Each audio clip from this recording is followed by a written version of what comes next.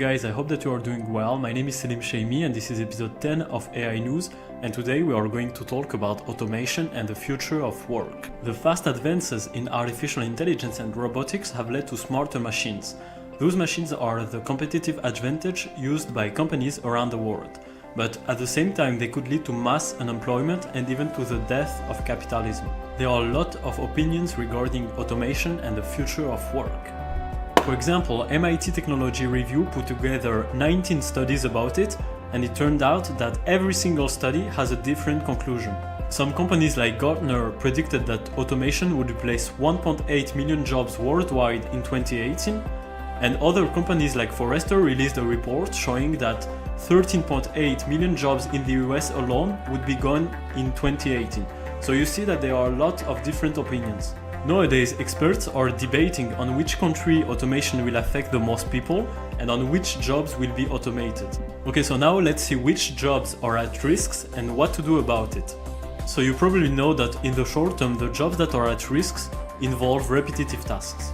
For example, you can have delivery, accounting, customer service, marketing, agriculture, architecture, education, and many others.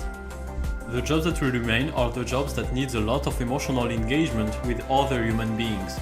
So with that being said, what to do to protect jobs? According to Edward S., a professor of business administration at the University of Virginia, if you want to find work in the future, you will have to do what the machines can't. In other words, you will have to deploy skills that the machines don't have.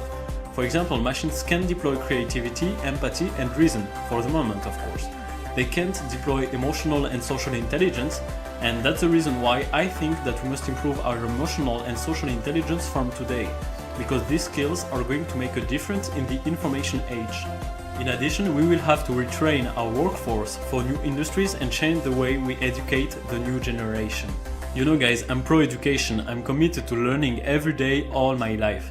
And it makes me so sad to see that the educational system is the cause of many problems today and will be the cause of much more if we don't change it.